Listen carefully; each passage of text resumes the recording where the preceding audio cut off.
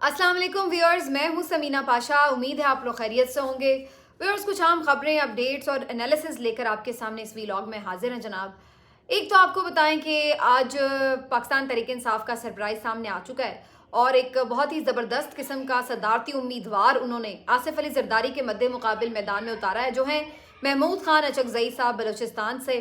और इसके ऊपर बड़ी तारीफ़ भी हो रही है, बड़ी तनकीद भी हो रही है। तारीफ़ और तनकीद क्यों हो रही है ये तो मैं आपके सामने रखूंगी ही, लेकिन ये भी आपको बताऊंगी कि खेल बड़े दिलचस्प मरहले में क्यों दाखिल हो गया है। ये नामजदगी क्या बताती है, इसका मैसेज किधर और कैसे गया है, ये सब इस वीलॉग में आपके साथ डिस्कस करूंगी। एहतजाज की सूरत हाल के हवाले से आपको कुछ अपडेट करूंगी, क्योंकि अब जब तक कि मैं ये वीलॉग रिकॉर्ड कर रही हूँ तब तक कुछ शहरों के विजुअल्स बड़ी मुश्किल से मैं देख पा रही हूँ, क्योंकि अब वीपीएन पे भी उस तरह से ट्विटर काम नहीं कर रहा। कम से कम मेरे पास जो वीपीएन मैं इस्तेमाल कर रही हूँ उसमें तो जो है वीडियोस वगैरह बिल्कुल भी प्ले नहीं हो पा रही, और टेक्स्ट भी बहुत मुश्किल से, बहुत ही स्लो स्पीड के साथ नज़र आता है।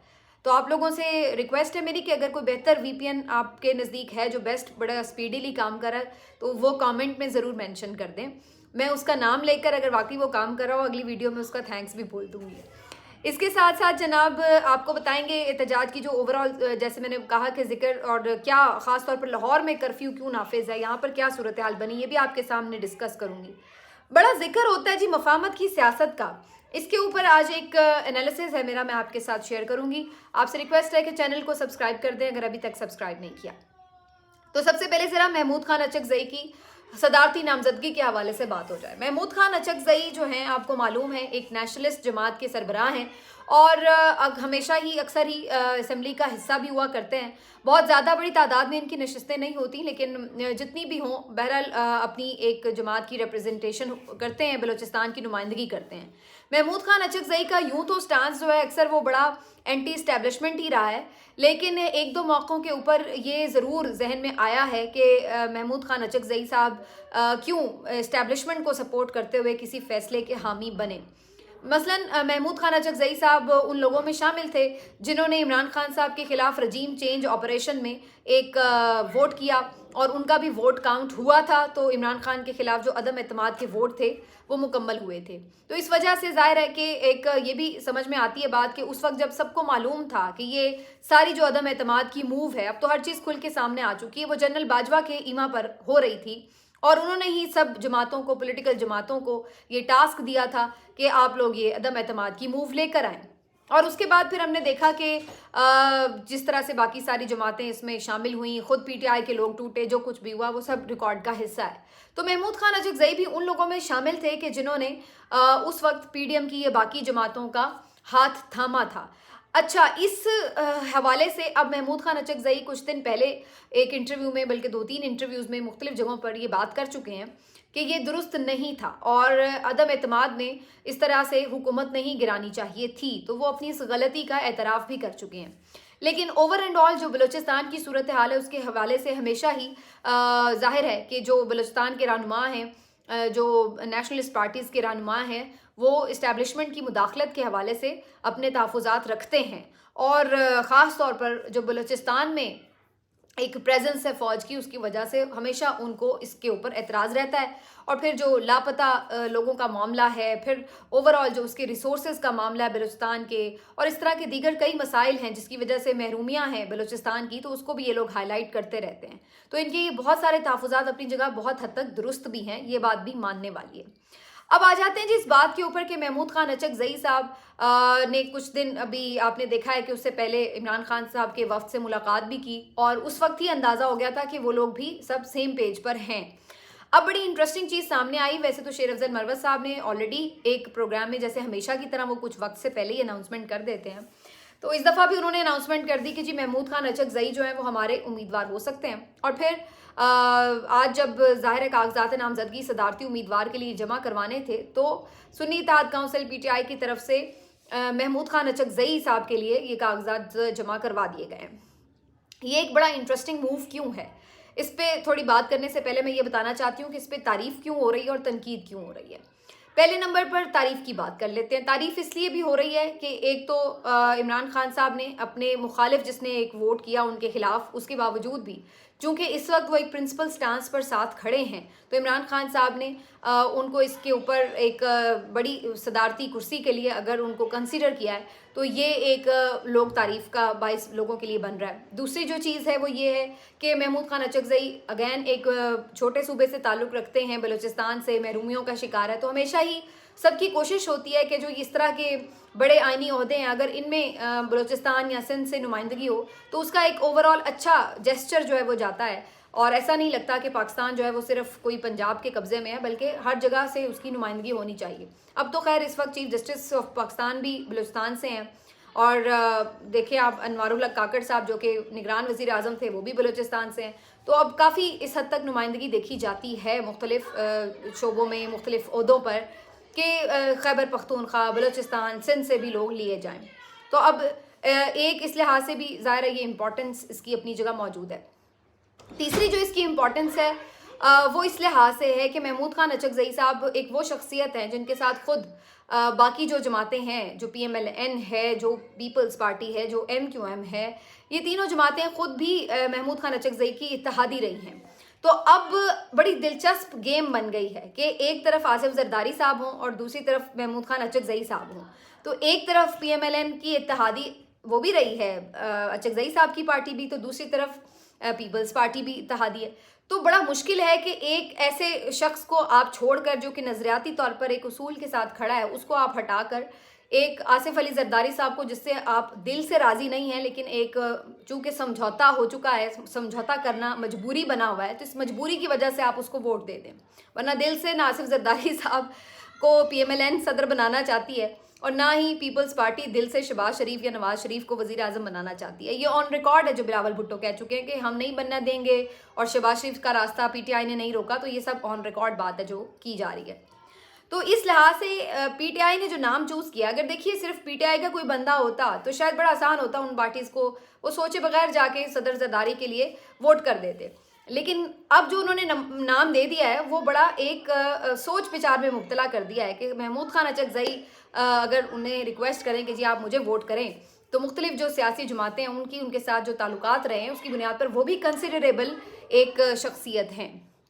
ایک اور جو اس میں بڑی امپورٹنٹ بات ہے ان کی نامزدگی کے حوالے سے وہ یہ ہے کہ بیسیکلی اس نامزدگی سے اور اس سے پہلے بھی جو 2 نامزدگیاں عمران خان صاحب نے کی ہیں اس سے انہوں نے ایک تاثر بڑا واضح دے دیا ہے کہ وہ آج بھی کسی ڈیل کے لیے تیار نہیں ہیں، وہ آج بھی کوئی اپنے موقف میں لچک نہیں رکھتے۔ دیکھیے علی امین گنڈا پور صاحب کے حوالے سے بہت سے لوگ یہ بات کر رہے تھے کہ تحفظات بھی پہنچائے گئے ہیں کہ یہ نامزدگی آپ چینج کر دیں، وہ ایک ہاکس ہیں، اینٹی اسٹیبلشمنٹ ان کا ایک سٹانس ہے، تو وہ ایک سخت موقف رکھنے والے ہیں، تو ان کی جگہ کوئی اور بندہ جو کہ مفاہمت کے ساتھ چل سکے تو اس کو جو ہے آگے کیا جائے۔ لیکن خان صاحب نے علی امین گنڈا پور صاحب کی نامزدگی بڑی سوچ سمجھ کے کی تھی۔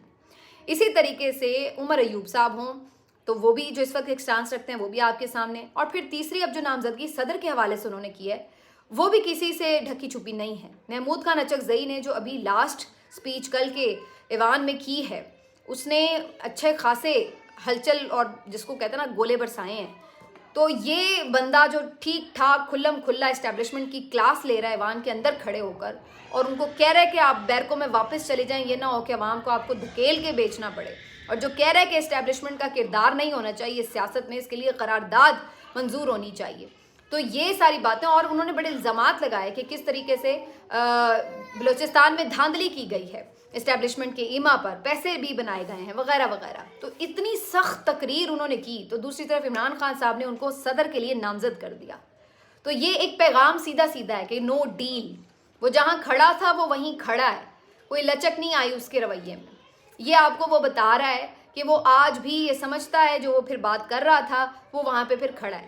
یہ نہیں ہے کہ وہ فوج سے نفرت کرتا ہے، لیکن ایسا بھی نہیں ہے کہ وہ یہ سمجھتا ہے کہ فوج کا اسٹیبلشمنٹ کا سیاست میں کردار ہونا چاہیے، یا وہ کسی بھی حوالے سے کسی ایسے شخص کو، نرم شخص کو جو کہ اس طریقے سے جا کے بات نہ کر سکے اصول کی، اس کو وہ صدر کا عہدہ نہیں دینا چاہتا۔ دیکھیے جو صدر ہوتا ہے وہ سپریم کمانڈر بھی ہوتا ہے آرمڈ فورسز کا، تو بڑا امپورٹنٹ یہ جو ہے وہ پوسٹ ہے، لیکن عمران خان صاحب نے یہ میسج دے دیا ہے کلیئر لاؤڈ، اور وہ میسج میرا خیال پہنچا بھی ہے۔ اب آ جاتے ہیں کہ تنقید کیوں ہو رہی ہے۔ تنقید اس لیے ہو رہی ہے کیونکہ عمران خان صاحب ماضی میں خود محمود خان اچکزئی صاحب کی نقلیں بھی اتار چکے ہیں، ان پہ تنقید بھی کر چکے ہیں، جو کہ مناسب بات نہیں تھی، اور آج انہیں خود میرا خیال اس بات کا احساس ہوگا کہ انہوں نے اس وقت جو کیا وہ غلط تھا۔ اور عمران خان صاحب کی سیاست میں بہت سارے ایسے فیصلے ہیں جس پہ وہ خود بھی نادم ہو سکتے ہیں آج کے روز، اور کئی فیصلے ایسے ہیں جس پہ انہیں بعد میں بالکل ایک یو ٹرن انہوں نے لیا اور اس سے بالکل پلٹ کر فیصلہ کیا، اسی طریقے سے جیسے شیخ رشید صاحب ہوں یا پرویز الہی صاحب ہوں۔ لیکن حالات کے مطابق اگر ان لوگوں نے اپنے آپ کو اصولی ثابت کیا ہے تو عمران خان صاحب نے بھی انہیں گلے لگایا ہے۔ تو محمود خان اچکزئی صاحب کے حوالے سے اگر عمران خان صاحب کی ایک وقت میں ایک رائے تھی تو آج ان کی ایک دوسری رائے ہے، اور محمود خان اچکزئی صاحب کی بھی تو رائے بدلی ہے نا، یہ بھی تو دیکھیے ان کی بھی تو رائے بدلی ہے۔ پہلے وہ بھی اس رجیم چینج کا حصہ تھے، لیکن آج وہ سمجھتے ہیں کہ وہ غلط موو تھی۔ تو اگر انہوں نے غلطی کا ادراک کیا تو عمران خان صاحب نے بھی کیا، لیکن کچھ لوگ اس حوالے سے ظاہر تنقید بھی کر رہے تھے۔ اور دوسری جو تنقید تھی وہ یہی تھی کہ جی اپنے جن لوگوں نے قربانیاں دی ہیں ان کو کیوں نہ کوئی عہدہ دیا جائے، بجائے اس کے کہ آپ بالکل ایک تھرڈ پرسن کو لا کر صدارت کے عہدے کے لیے رکھ دیں سامنے۔ تو یہ تنقید کسی حد تک جائز بھی ہو سکتی ہے، لیکن اگین وہی بات ہے کہ بعض اوقات آپ کو معاملات کی نزاکت دیکھتے ہوئے کچھ ایسے فیصلے کرنے پڑتے ہیں جہاں پر آپ گیم میں پھنسا سکے دوسرے کو۔ تو اگر کوئی پی ٹی آئی کا بندہ ہوتا تو بڑی آسانی سے سارے ہی M Q M Peoples Party اور پی ایم ایل این کے لوگ اس کو ووٹ نہ کرتے، لیکن محمود خان اچکزئی ایک ایسی شخصیت ہے جس کے بارے میں سوچا جا سکتا ہے۔ تو عمران خان صاحب نے ایک اچھی چال، سیاسی طور پر ایک اچھی چال چلی ہے۔ اب آ جاتے ہیں کہ کیا ان کا کوئی چانس بھی ہے یا نہیں۔ دیکھیے بہت سارے لوگ یہ سمجھ رہے ہیں کہ چونکہ میجورٹی قومی اسمبلی میں اس وقت ان کی ہے تو یہ چانس نہیں ہے کسی بھی ایسے شخص کا جو صدر بننا چاہتا ہے اگر وہ پی ٹی آئی کی طرف سے ہے۔ لیکن دیکھیے جو صدر کا الیکٹورل کالج ہے اس میں آپ اس بات کو دیکھیے کہ پی ٹی آئی کے پاس بھی اچھا خاصا ایک جو مینڈیٹ ہے وہ موجود ہے صدر کو چوز کرنے کے لیے۔ تو اس لیے بالکل ایسا نہیں کہ بالکل وہ آؤٹ آف دا گیم ہے، تو اس چیز کو سمجھنا جو ہے وہ بڑا انٹرسٹنگ ہوگا۔ اب آ جاتے ہیں جی اس بات کے اوپر کہ کیا ہم یہ سمجھتے ہیں کہ جو آج کا احتجاج ہے وہ کامیاب ہے یا نہیں۔ کامیاب یا ناکام تو بعد کی بات ہے، لیکن آج جو ہم نے مناظر دیکھے ہیں وہ کوئی ہمیں اتنے ڈیفرنٹ نہیں لگے، وہ ہم تقریباً پچھلے 2 سال سے دیکھ رہے ہیں۔ لاہور میں آج بھی کرفیو کا سا سما ہے، پورے شہر کی پولیس اٹھا کے ان مقامات پر پہنچا دی گئی جہاں پر آج پی ٹی آئی کی طرف سے احتجاج ہونا تھا، ان کے جیل روڈ کے آفس کے باہر، جی پی او چوک کے باہر، مختلف جگہوں پر، زمان پارک کے باہر، لبرٹی چوک کے باہر پرامن لوگوں کو کس طرح گاڑیوں سے نکلوا کر جو ہے وہ لاٹھی چارج کروایا گیا، ان کو گرفتار کیا گیا، ہراساں کیا گیا۔ حالانکہ پرامن احتجاج آئینی طور پر ہر شہری کا حق ہے، لیکن یہ حق پچھلے 2 سال سے سلب ہے اور کسی کو کوئی احتجاج کا حق نہیں ہے پاکستان کے اندر۔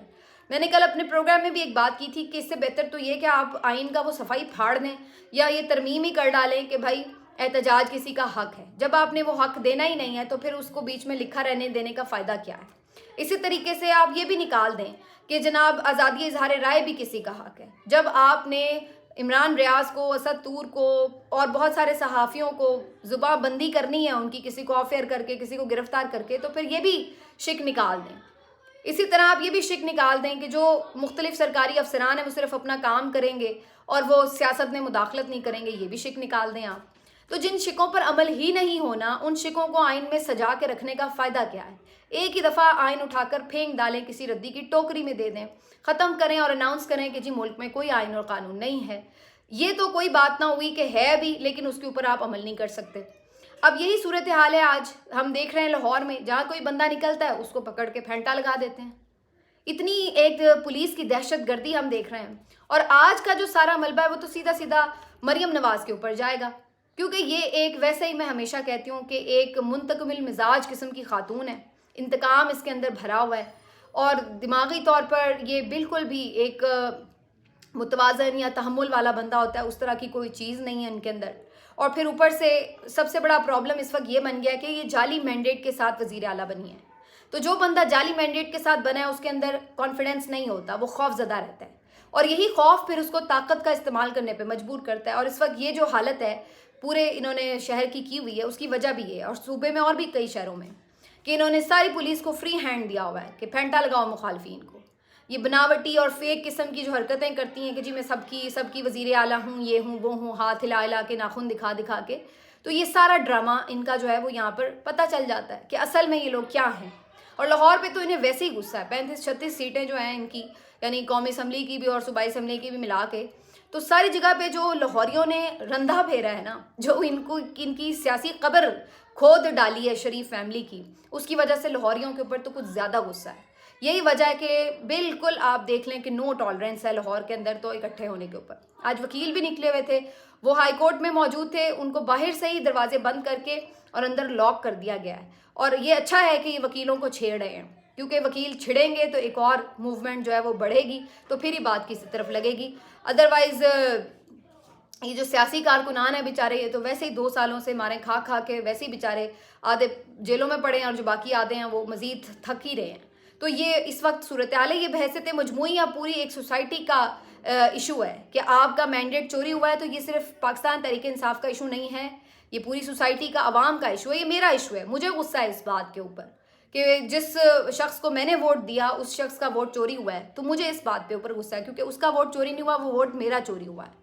तो ये इस वक्त जो सूरत हाल, और वैसे भी बहुत सारे लोग ये कहते हैं जी इस तरह की हम बात करते हैं तो जी हम कोई न्यूट्रल सहाफ़ी नहीं रहते। भाई बात सिर्फ सीधी सी इतनी सी है कि अगर हमने इस किस्म के इंतखाबात को मान लेना है तो फिर उसके बाद आप समझ लीजिए कि मुल्क में इंतखाब कराने की ज़रूरत नहीं है। आप फिर एक सिंपल काम करें कि फॉर्म 47 के ऊपर बैठ के कमरे में एक जगह पे और डिसाइड करके जिसको जितनी सीटें देनी हो आप कर दें। तो फिर ये इलेक्शन का ढोंग रचाने की ज़रूरत नहीं है अगर इस तरह का इलेक्शन आपने कराना है, क्योंकि इलेक्शन में तो ये लोग नहीं जीते जो आज असम्बलियों में पहुंचे हुए हैं और जो हुकूमतें बना रहे हैं। तो इसलिए ये बात तो चाहे आप इस सहाफ़ी होने की हैसियत से नहीं, ये एक पाकिस्तानी शहरी होने की हैसियत से मेरे लिए नाकाबिल कबूल है। ये नाजायज़ हुकूमत मेरे लिए इसलिए नाकाबिल कबूल है, इसलिए नहीं कि मैं सहाफ़ी हूँ, बल्कि इसलिए कि मैं शहरी हूँ मुल्क की, और मुझे नज़र आ रहा है, मैंने देखा है कि किस तरीके से यहाँ पर किस तरह से आवाम के मैंडेट को रौंदा गया है। तो मैं कैसे फिर आंखें बंद कर लूँ इसके ऊपर।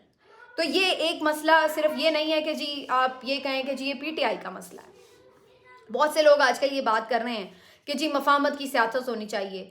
ये हमारे मुल्क में कभी मफाहमत की सियासत हुई नहीं है। जब हम ये मफाहमत का लफ्ज़ इस्तेमाल करते हैं ना, तो आप समझ लीजिए हम कह रहे हैं मुनाफकत की सियासत होनी चाहिए। मफाहमत की सियासत का मतलब यहाँ पर यह है कि लेन देन और सौदेबाजी की सियासत होनी चाहिए। ये मफाहमत की सियासत ही कहते हैं ना कि हम कर रहे हैं पीपल्स पार्टी PMLN, तो इसमें क्या मफाहमत है? मफाहमत ये है कि तुम सदर बन जाओ, मैं वज़ीर आज़म बन जाऊँ, तुम ये ले लो, तुम वो अहदा ले लो, ये मफाहमत है इनके नज़दीक। ये सौदेबाजी है, ये मफाहमत नहीं है। और ये मुनाफकत है कि आज उसको आप बुरा कहें और कल आप बगैर किसी उसूली मौक़िफ़ पे खड़े हुए आप उसी को दोबारा गले लगा लें। हाँ, चेंज आता है, लेकिन आप फिर उसूल की बुनियाद पर देखते हैं कि हाँ भाई उसूल के ऊपर आज ये बंदा खड़ा है या नहीं खड़ा। कल तो आप एक दूसरे को गालियां दे रहे थे, आज आप एक दूसरे के साथ दोबारा बैठ गए हैं। चेंज क्या हुआ है इस दौरान? ऐसी क्या बात हुई है जिसने आपको इकट्ठा कर दिया है? कोई उसूल का मौक़िफ़ नहीं था। तो ये जो मुफाहमत की सियासत का राग है ना, ये मंजन बड़ा पुराना, ये जो आपको बैठ के तज्जियाकार बेचता है ना, उसको देखना बंद कर दें। ये मुफाहमत वालों ने यही चूरन बेच बेच के ना पाकिस्तान को आज यहाँ तक पहुँचाया है। ऐसे ही होता है, चलें अब आगे बढ़ जाएं, मिट्टी पाएं, कभी इन्होंने सिस्टम नहीं ठीक होने दिया। तो ये जो चूरन आपको बेचता है ना मुफाहमत वाला, इसका मतलब है वो किसी तौर भी ये चाहता ही नहीं है कि पाकिस्तान का सिस्टम कभी दुरुस्त हो। एक दफ़ा फैसला हो लेने दीजिए कि क्या सही है क्या गलत है। एक दफ़ा फैसला हो लेने दीजिए कि हमें पहले चीज़ों को करेक्ट करना है, फिर आगे जाना है। अगर आज इस चीज़ को मान लेंगे तो फिर कल आप भूल जाएं कि कभी ज़िंदगी में शफाफ या साफ इलेक्शन आपको मिलेंगे, कभी नहीं मिलेंगे। अगर आज आपके पास ये मौका है कि इस्टेब्लिशमेंट का रोल ख़त्म करें, तो फिर आज ही इसको करना होगा। अगर आज आप नहीं करेंगे, स्पेस दे देंगे, तो फिर ये स्पेस 75 साल से जैसे उनके पास है ये रहेगी। तो ये सियासी जमातें जो मुनाफकत की सियासत करती हैं, मफाहमत की सियासत की बात करती हैं, इन्होंने ही आज पाकिस्तान की जमहूरियत का गला घोंटा हुआ है। तो इस वक्त अगर आप इस चीज़ को नहीं बचा सकते, तो फिर इसका मतलब है कि आप हमेशा इसी सर्कल में, इसी दायरे में सफ़र करते रहेंगे। तो मैं तो ये मफाहमत की सियासत के सख्त खिलाफ हूँ। कोई ये सियासत नहीं होती कि प्यार मोहब्बत, पहले सही और सही, गलत और गलत का फैसला हो, फिर उसके बाद आप बात करें कि किस बात को इग्नोर करके आगे बढ़ा जा सकता है और किस बात को सही करना दुरुस्त है, किस बात की जज़ा और सज़ा का फैसला करना लाजिम है और किस बात के ऊपर मुआफ़ी हो सकती है। लेकिन उससे पहले ज़रूरी ये है, फिर वो बात की मफाहमत की बात होती है। उससे पहले ज़रूरी ये है कि इस बात के ऊपर खड़े हुआ जाए कि उसूल क्या है और सही क्या है। आप पहले ये फैसला कर लें कि मुल्क का इलेक्शन ठीक करें, उसका सारा मामलात करें, फिर यही जमातें PMLN, पीपल्स पार्टी जो भी हैं, उनके साथ जो भी मुफाहमत होनी है, किसको कितनी جزا دینی ہے، سزا دینی ہے، کس کی کتنی سپیس ہے، وہ جینون اس کے میرٹ کے اوپر بات ہونی چاہیے. لیکن بغیر اس غلطی کو، بلکہ غلطی نہیں تھی یہ تو سوچا سمجھا گناہ تھا جو ان لوگوں نے کیا، اس کے ساتھ آپ ان کے ساتھ بات چیت کرنے بیٹھ جائیں یا ان کے ساتھ معاملات طے کر لیں کہ چلو بھائی ٹھیک ہے ہم اچھے بچے بن کے اپوزیشن میں زندگی گزار لیتے ہیں. یہ عوام کا حق ہے بھائی، یہ کسی پارٹی کی بات ہی نہیں ہے. اور آج یہی وجہ ہے کہ ہم دیکھ رہے ہیں پنڈی میں اتنا بڑا کراؤڈ ہے، مختلف جگہوں سے ریلیاں آئی ہیں، شیر افضل مروت صاحب پہنچے ہیں، سمابیہ طاہر صاحبہ پہنچی ہیں، اور جو یہاں پر لوگ ہیں وہ لیڈ کر رہے ہیں. چکوال میں ایاز امیر صاحب نکلے ہیں، میں نے ان کا دیکھا ہے. سرگودا میں خبر آئی تھی کہ نعیم حیدر پنجوتا صاحب کو گرفتار کرنے کی کوشش ہوئی ہے، مجھے نہیں پتا جب تک میں یہ بات کر رہی ہوں گرفتار ہوئے یا نہیں. علی اعجاز بھٹر صاحب کی گرفتاری کی خبر آ رہی تھی، جنہوں نے عبدالعلیم خان کو شکست دی ہے. ان کا دیکھنا ضروری ہوگا کہ وہ ان کے ساتھ کیا ہوتا ہے معاملہ. ابھی تک انہیں یہ اب سب کیا ہے؟ یہ فسطائیت ہے، یہ فاشزم ہے، یہ مریم کی فسطائیت ہے، یہ مریم کی فاشزم ہے اور کچھ نہیں ہے. پہلے تو آپ نگران وزیر اعلیٰ پر ڈال دیتے تھے، حالانکہ وہ بھی آپ ہی کے لوگ تھے، وہ کوئی الگ لوگ نہیں تھے. یہی ایکسٹینشنز چل رہی ہیں جب سے عمران خان کی حکومت گئی، جو اس کے بعد نگران آئے ہیں، پھر اس کے بعد یہ لوگ آئے، یہ سب ایک ہی کٹا چٹا ہے، سب ایک ہیں، یہ ایک جیسے کالے ہیں یہ لوگ کردار کے. تو اب آپ ہیں، اب آپ سامنے آ چکے ہیں، تو اب آپ کو یہ بوجھ تو اٹھانا پڑے گا کہ آپ لوگ بیسیکلی آمریت والی ذہنیت رکھتے ہیں اور آپ لوگ بنیادی طور پر منافق ہیں، اوپر سے منہ لحاظ سے بات کرتے ہیں اور اندر سے آپ لوگ ظلم کرتے ہیں لوگوں کے اوپر. تو آپ جتنا مرضی میک اپ تھوپ لیں، لیکن اس کے بعد بھی آپ کا اصل چہرہ لوگوں کے سامنے ہے. اور یہی وجہ ہے کہ لوگ آپ سے نفرت کرتے ہیں، اسی وجہ سے لوگ آپ سے نفرت کرتے ہیں. حالانکہ یہ کیا ہے، احتجاج کر کے گھروں کو چلے جائیں گے شام کو، آپ کا کیا بگڑ جائے گا؟ کوئی آپ کی حکومت گر جائے گی اس سے؟ لیکن یہ خوف ہے ان کے اندر.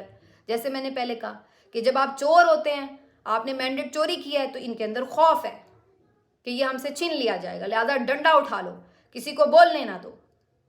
تو یہ ان کی طرز حکمرانی ہوگی آگے، کیونکہ ہم ایک قابض قسم کے صوبے میں اس وقت بیٹھے ہوئے ہیں جہاں پہ قابض محترمہ جو ہیں وہ یہاں پر ہمارے اوپر مسلط ہیں.